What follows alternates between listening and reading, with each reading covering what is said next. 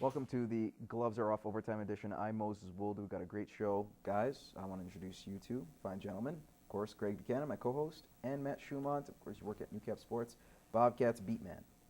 I guess that's fair to say, yeah. There you go. Beat man, there we go. There you go. All right. We quickly talked about MERIWEATHER. I don't know if you guys want to talk about that a little bit more. You said you didn't really think it was a suspension or should be extended because of his comments. But to me, it's almost like a threat. If you tell somebody, I'm going to take you out, wouldn't that be a cause for concern and want to punish them right on the spot? This guy's already got a bad rap as is, right, guys? Yeah, but until he actually comes out and does something. Like I could say, when the next team comes to town, I'm going to hit the guy in the head. Well, until I hit him in the head, I can't. You're not going to suspend me. Yeah. He's not going to do anything. Like I said, talk is cheap. It's not. Can't suspend him for not doing anything. And if he does it, then yeah. Throw the book at him. Well, right now he's frustrated because every time, first of all, he leads with his head. That's the issue. He makes these head tackles. But now he's getting frustrated. And to a certain degree, I can understand. And is MERIWEATHER a perfect example of this, of how the NFL is losing the war on player safety? This year was all about can't take headshots, this is illegal, and now we've seen so many injuries to the knees. Guys, because they're just afraid and frustrated because if you hit them anywhere, even on the chest, somehow that's a head hit. Guys, do you believe that the NFL is really struggling with this situation and really, like I said, losing this war on player safety? Yeah, I can see where they're coming from because, yeah, like you said, there's a lot of knee injuries and, hitting in the chest does result in penalties. But, yeah, I think they're losing control.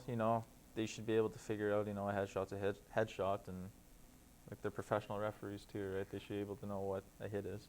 Yeah, the thing is, when you're doing a headshot in football and you're leading with your head, you're going to get hurt as well. You're potentially getting hurt just as bad as the guy that you're about to hit. The NFL has to, and it comes more down to the coaching staffs too of all these different teams. They're telling the players, making them aware in training camp, you can't do this or else you're going to be suspended.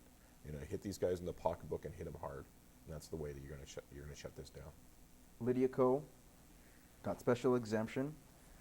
As a 16-year-old, the LPGA is actually waiving their age requirement, and in 2014, KO will become a member, which means she'll be able to collect the cash that she wins, and more importantly, be the next future star in ladies golf. Now, guys, they tried this with Michelle Wie.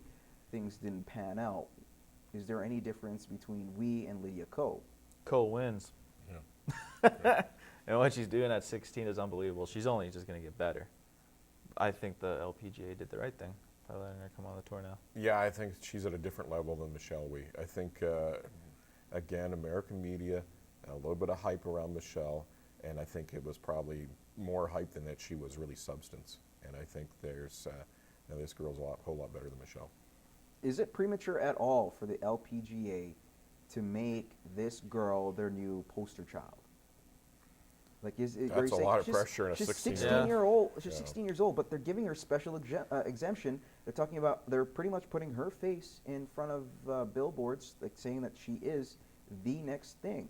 Wouldn't that be too much for a kid? And is that a little selfish on the LPGA, not trying to kind of usher her in? Not saying they're doing this on purpose, but you got a talented girl. I know you got to market, but still, there's got to be some type of. And that's why it's in the marketing, right? They want to make the dollar bills, right? And she will bring the attraction. She will draw more fans to come and watch LPGA golf. So I can see where they're coming from.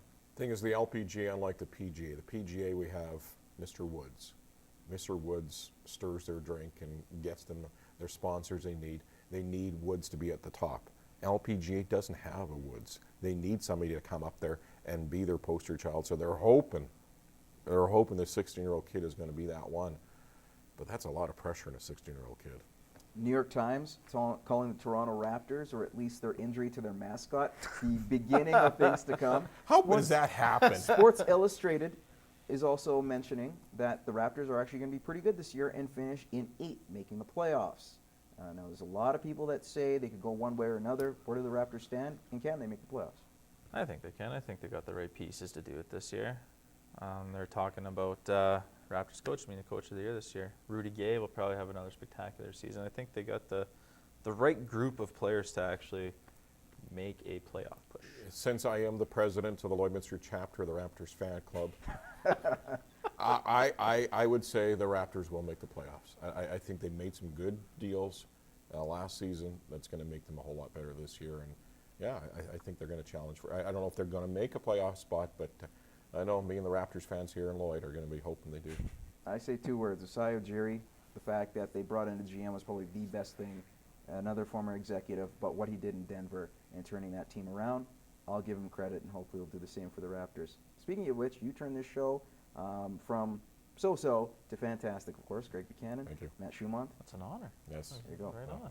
All right, we appreciate it, guys. You were awesome on the show, and thank you for joining us on the OT edition of Gloves. You can tune in every Tuesday night, 7:30 on CITL, and then come back here to check out the rest of the questions. In the meantime, we'll see you in 7 days.